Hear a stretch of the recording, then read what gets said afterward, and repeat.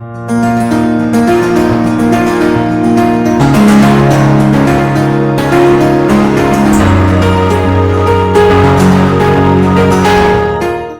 all your sewing and tailoring accessories in Rethna shop. Just click the link given in the description below. First follow us for all new updates. Then find all the accessories below.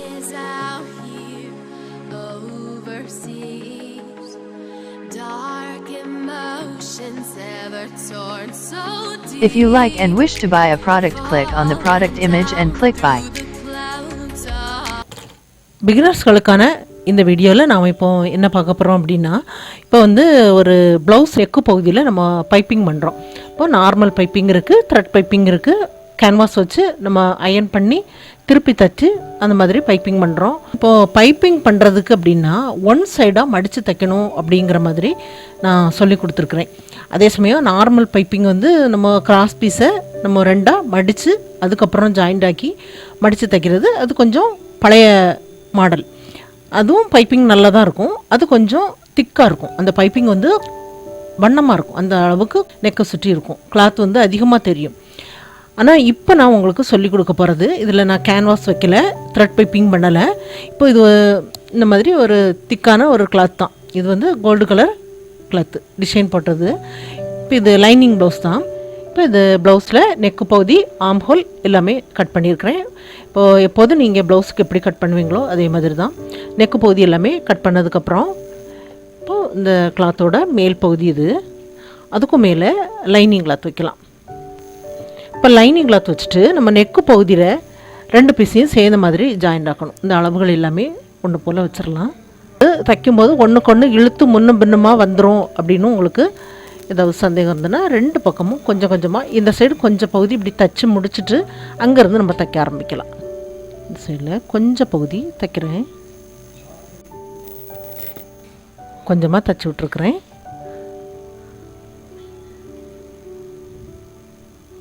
இந்த ஒரு ஃபுட்டோட அளவுக்கு cloth இருந்தால் போதும் தைக்கிறதுக்கு.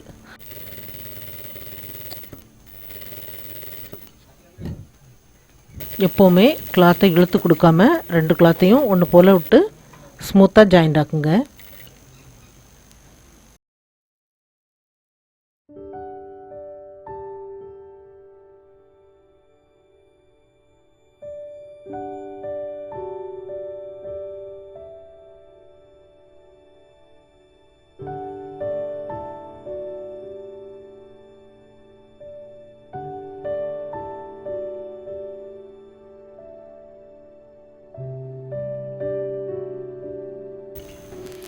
Joint ஆக்கியாச்சு. நெக்கை சுற்றி கிராஸில் cut பண்ணி விட்டுறலாம். கட் பண்ணுறது இது மாதிரி கொஞ்சம் இந்த மாதிரி இப்படி கிராஸில் கட் பண்ணி விடுங்க. எப்போவுமே இந்த நேராக உள்ள பகுதியில் கூட கொஞ்சம் நீங்கள் விட்டு விட்டு பண்ணலாம். இந்த நெக்கு பகுதி திரும்புகிற பகுதி இருக்குது பாருங்கள், அதில் நல்லா கொஞ்சம் நெருக்கமாகவே இந்த மாதிரி கட் பண்ணி விட்டுருங்க. தையலில் படாத அளவுக்கு கொஞ்சம் கவனமாக தையல் வரைக்கும் கட் பண்ணிடுங்க. இந்த கட் பண்ணுறது இந்த மாதிரி கிராஸில் இருக்கணும். நம்ம நேராக கட் பண்ணுறதை விட இந்த மாதிரி கிராஸில் கட் பண்ணும்போது நல்லா திரும்பி கொடுக்கும். இப்போ லைனிங் கிளாத்தை அடிப்பக்கமாக திருப்பி விட்டுறலாம்.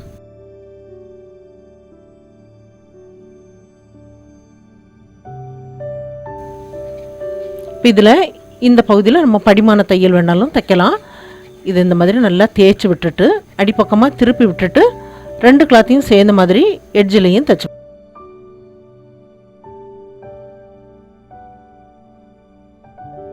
இப்போ இதோட எட்ஜில் ஒரு தையல் தைச்சிட்டு பைப்பிங் பண்ணும்போது ரொம்ப நல்லா நமக்கு பைப்பிங் பண்ணுறதுக்கு வசதியாக இருக்கும்.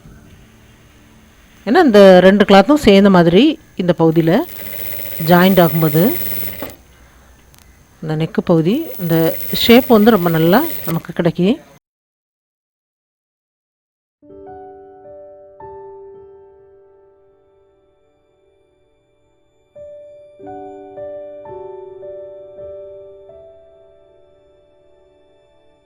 இப்போ பாருங்கள், தைச்சதுக்கப்புறம் நெக்கு நல்லா பதிஞ்ச மாதிரி இருக்கும். இனி ரெண்டு கிளாத்தையும் சேர்த்து வெளிப்பக்கம் ஜாயிண்ட் ஆக்கிடலாம்.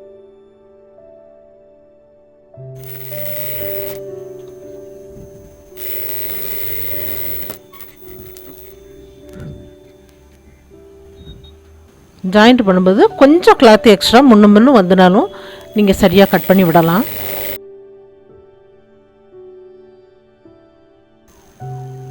இப்போ வெளிப்பக்கம் 2 கிளாத்தையும் சேர்ந்த மாதிரி ஜாயிண்ட் ஆக்கியாச்சு.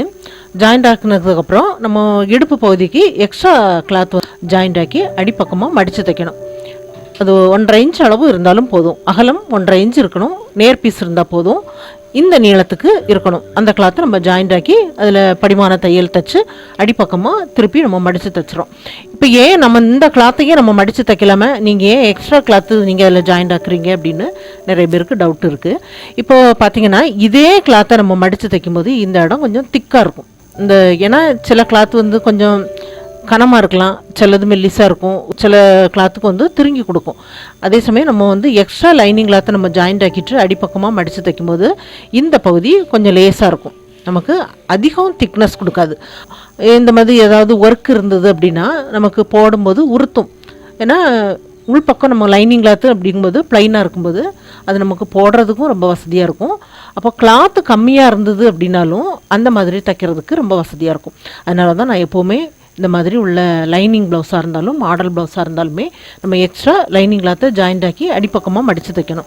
ஏன்னா மாடல் ப்ளவுஸ் எல்லாமே நம்ம மாடல் வந்து இது வரைக்கும் பண்ணுவோம், அந்த மாடலையும் சேர்த்து நம்ம மடித்து தைக்கும்போது அது ஃபினிஷிங் நல்லா வராது. அதனால் நம்ம எக்ஸ்ட்ரா லைனிங் கிளாத்து ஜாயிண்ட் ஆக்கி மடித்து தைக்கிறது எப்போவுமே ப்ளவுஸ் ஃபினிஷிங் ரொம்ப நல்லாயிருக்கும். இன்றைக்கி கிராஸ் பீஸ் கட் பண்ணலாம். இப்போ ஒரு ஸ்கேல் வச்சு இந்த மாதிரி போடலாம்.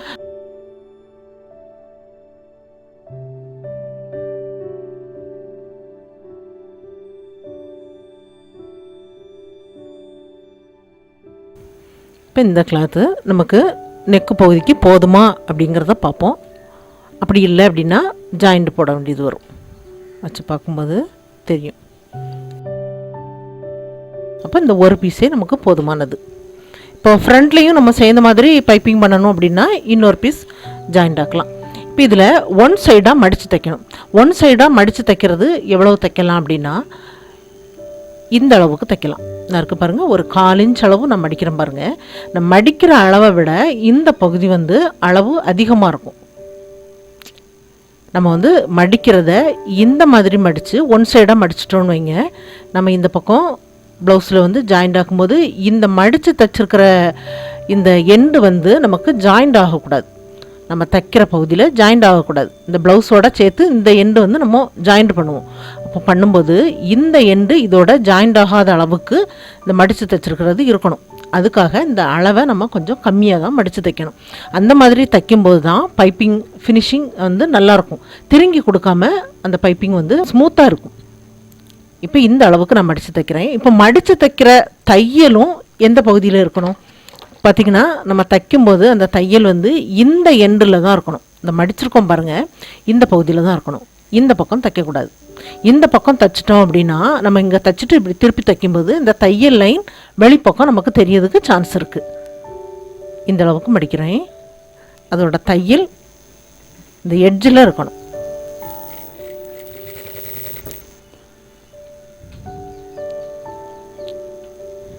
ஏன் மடித்து தைக்கணுமா, மடித்து தைக்காமல் தைக்கலாமே அப்படின்னு நீங்கள் நினைக்கலாம். மடித்து தைக்காமல் நம்ம தைச்சோம் அப்படின்னா இந்த சைடு தைச்சிட்டு இதை அப்படியே நம்ம திருப்பி விட்டோம் அப்படின்னா இந்த நூல் இலைகள் பிரிஞ்சு இப்போது நாள் போக்கில் உங்களுக்கு அந்த பைப்பிங் வந்து பிரியறதுக்கு சான்ஸ் இருக்குது.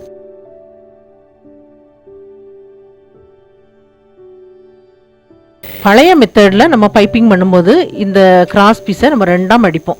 அதுக்கு இந்த கிராஸ் பீஸோட அளவு இன்னும் கொஞ்சம் அளவு அதிகமாக இருக்கணும். அப்போ இந்த 2ஆக மடித்து இதில் ஜாயிண்ட் ஆக்கி அதை அப்படியே நம்ம திருப்பி தைப்போம்.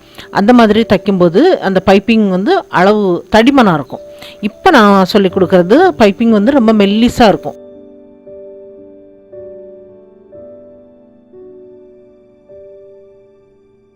ஏன்னா பைப்பிங் பண்ணுறதுக்கு ரொம்ப ஈஸியான இது ஒரு வழிமுறை தான். ஆனால் நிறைய பேர் பார்த்திங்கன்னா பைப்பிங் வந்து எனக்கு சரியாக வரலை அப்படிங்கிற மாதிரி கமெண்டில் அடிக்கடி எனக்கு தெரியப்படுத்துகிறாங்க. எப்போவுமே பைப்பிங் பண்ணுறதுக்காக நாம் யூஸ் பண்ணுற த்ரெட்டோட கலர் ப்ளவுஸோட கலரில் தான் பண்ணணும். அந்த மாதிரி பண்ணும்போது தான் அந்த பைப்பிங் பண்ணும்போது அந்த உள்பக்கமாக நம்ம தைக்கிற தையல் வெளிப்பக்கம் தெரியாத அளவுக்கு இருக்கும். மாதிரி கட் பண்ணியாச்சு.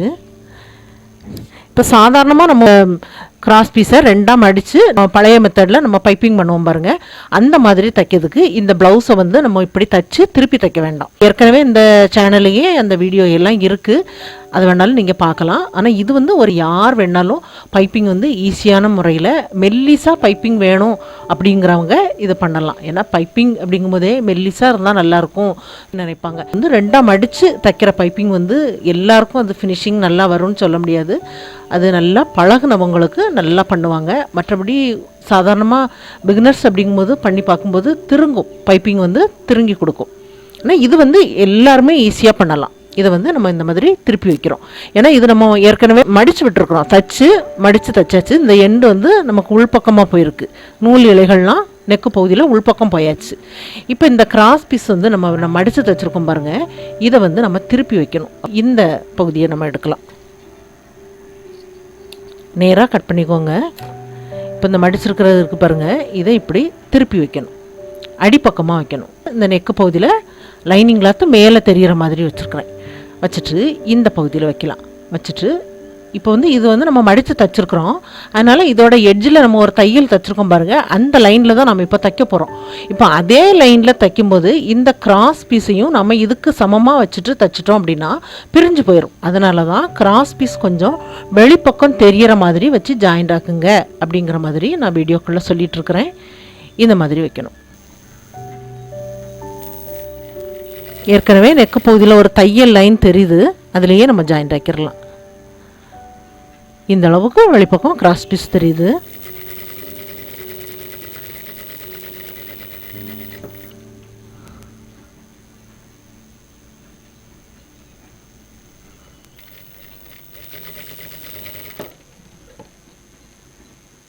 கிராஸ் பீஸ் ரொம்பவும் வெளிப்பக்கம் தெரிய வேண்டாம், இந்த அளவுக்கு தெரிஞ்சால் போதும். இது 1/4 இன்ச்சுக்கும் கம்மியாக தான் தெரியுது.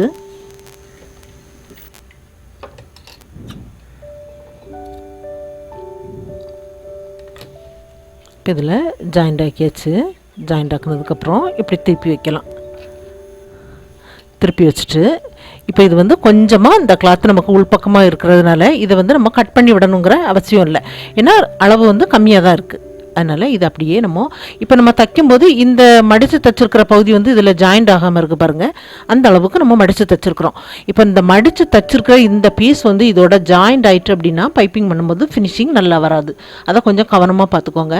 அப்படி நீங்கள் மடித்து தைச்சிருக்கிறது இதோட ஜாயிண்ட் ஆகிட்டு அப்படின்னா அந்த ஜாயிண்ட் எந்த பகுதியில் ஆயிருக்கோ அந்த பகுதியில் கொஞ்சமாக அதை வந்து நீங்கள் கட் பண்ணி இது வந்து அதோட ஜாயிண்ட் ஆகாத அளவுக்கு இதை நீங்கள் இப்படி தனியாக விட்டுருங்க. இல்லை அந்த பகுதியில் கொஞ்சம் பிரிச்சுட்டு தைக்க முடிஞ்சால் தைங்க. இந்த மாதிரி வச்சு இப்போ அடிப்பக்கமாக இப்படி நம்ம திருப்பி விட்டுறலாம். திருப்பி விடும்போது பாருங்கள் பைப்பிங்கோட அளவு எவ்வளவு சின்னதாக இருக்குது பாருங்கள், ரொம்ப மெல்லிஸாக இருக்கும் பைப்பிங். ஆனால் ஃபினிஷிங் பார்க்கும்போது ரொம்ப நல்லாயிருக்கும். இது வந்து ஈஸியாக டக்குன்னு அந்த மாதிரி நம்ம திருப்பி விட்டுட்டோம் பாருங்கள். இதே சமயம் அந்த நம்ம ரெண்டாக மடித்து நம்ம பைப்பிங் பண்ணுவோம் பாருங்கள், அந்த மாதிரி பண்ணுற பகுதி பைப்பிங் வந்து இந்த மாதிரி நம்ம இப்படி திருப்பி விட்டுட்டோம் அப்படின்னா பைப்பிங் நல்லா வராது. அது ஓரளவுக்கு தான் அது இந்த மாதிரி வரும். இது மெல்லிஸாகவும் இருக்கும் இந்த பைப்பிங். இப்போ தைச்சி விடும்போது கவனமாக அந்த ஃபுட் வந்து அதுக்கு மேலே எப்படி படுற மாதிரியும் அந்த தையல் லைன் இந்த பைப்பிங்கை விட்டு அந்த பைப்பிங்க்கு வெளிப்பக்கம் அப்படியே படுற மாதிரி கவனமாக பார்த்துட்டு தைச்சிட்டு வந்துட்டோம் அப்படின்னா ரொம்ப நல்லாயிருக்கும். இப்படி நீங்கள் பைப்பிங்கில் பிடிச்சிக்கோங்க, கை வச்சு இந்த பகுதி வர பிடிச்சிருக்கிறேன், இது வர தைச்சாச்சு. அப்புறம் எடுக்கலாம். எடுத்துட்டு இதை கொஞ்சம் பகுதி அப்படியே அடிப்பக்கமாக நல்லா அப்படி திருப்பி விட்டுருங்க. இந்த மாதிரி திருப்பி விட்டுட்டிங்க அப்படின்னா ஈஸியாக வந்துடும். ஆனால் இந்த தையல் லைன் மட்டும் நீங்கள் கவனமாக பார்த்துக்கணும். நம்ம எப்போதும் தைக்கும்போது நம்மளோட கண் பார்வை வந்து இந்த நீடில் இருக்கணும். கவனம் தவறாமல் பார்த்துக்க ரொம்ப கவனமாக தைங்க. ஒரு விரல் வச்சு நம்ம எந்த அளவு வரைக்கும் மடித்து விட்டுருக்கோமோ அந்த பகுதி வரைக்கும் பிடிச்சிக்கோங்க. இப்போ இது வரைக்கும் தைச்சாச்சு. இனி கொஞ்சம் பகுதி திருப்பி விடலாம்.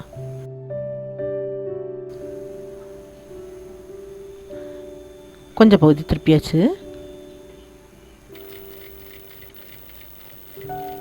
பாருங்கள் அந்த தையல் லைன் எப்படி படுதுன்னு. அந்த ஃபுட் வந்து அந்த பைப்பிங்க்கு மேலே இருக்கணும்.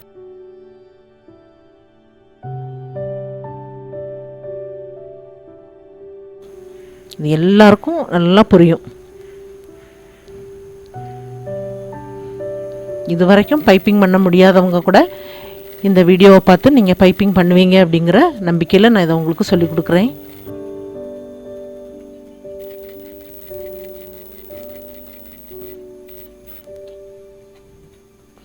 இந்த நெக்கு திரும்புகிற பகுதியில் கொஞ்சம் இந்த மாதிரி திருப்பியே இந்த மாதிரி பைப்பிங் வைங்க. வச்சுட்டு இந்த மாதிரி கை வச்சு பிடிச்சிக்கோங்க. பிடிச்சிட்டு அப்படியே கொஞ்சம் திருப்பி விடுங்க.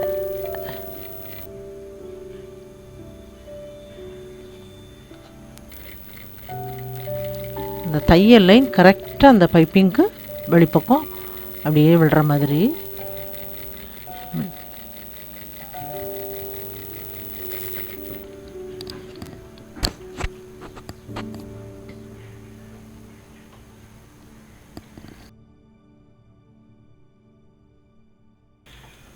இப்போ இதை கட் பண்ணி எடுத்துடலாம். இப்போ கட் பண்ணி எடுத்ததுக்கப்புறம் இப்போ திருப்பி பார்க்கலாம். திருப்பி பார்க்கும்போது இந்த மாதிரி இருக்குது. இப்போ இதில் கொஞ்சமாக கிளாத் இருக்குது பாருங்கள். இந்த எக்ஸ்ட்ரா கிளாத் வந்து நம்ம இப்போது அப்படியே நம்ம விட்டுட்டோம் அப்படின்னா போடும்போது இந்த மாதிரி கொஞ்சம் வெளிப்பக்கம் தெரிய சான்ஸ் இருக்குது. இப்போ இதில் இன்னொரு தையல், இந்த 1 ஃபுட் அளவுக்கு இன்னொரு தையல் நம்ம தைக்கணும். இதை தான் நம்ம 1 ஃபுட்டுன்னு சொல்லுவோம். இப்போ இந்த அளவுக்கு நம்ம வைக்கலாம். என்ன இருக்குது பாருங்கள், இந்த ஃபுட்டுக்கு வெளிப்பக்கம் இந்த பைப்பிங் வர்ற அளவுக்கு இந்த வச்சுட்டேன்.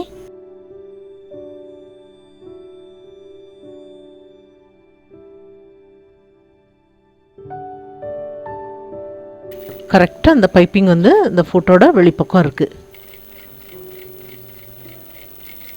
நெக்கு திரும்புகிற பகுதியில் இந்த மாதிரி இப்போ இந்த இடத்துல நெக்கு திரும்புது அப்படின்னா அந்த பகுதியில் இப்படி கை வச்சுட்டு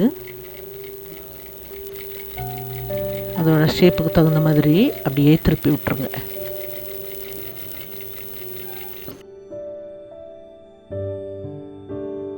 இப்போ இந்த பகுதி திரும்புகிற பகுதி.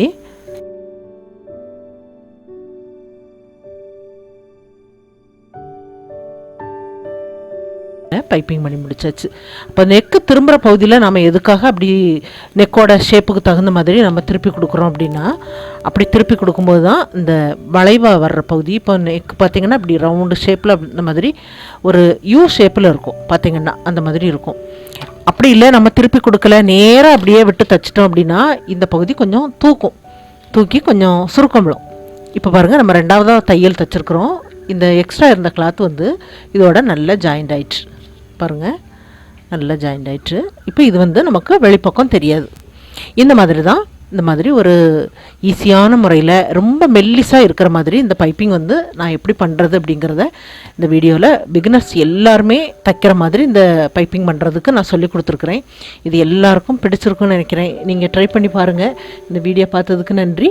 மேலும் வீடியோஸ் பார்க்க இந்த சேனலை மறக்காமல் சப்ஸ்கிரைப் பண்ணுங்கள்.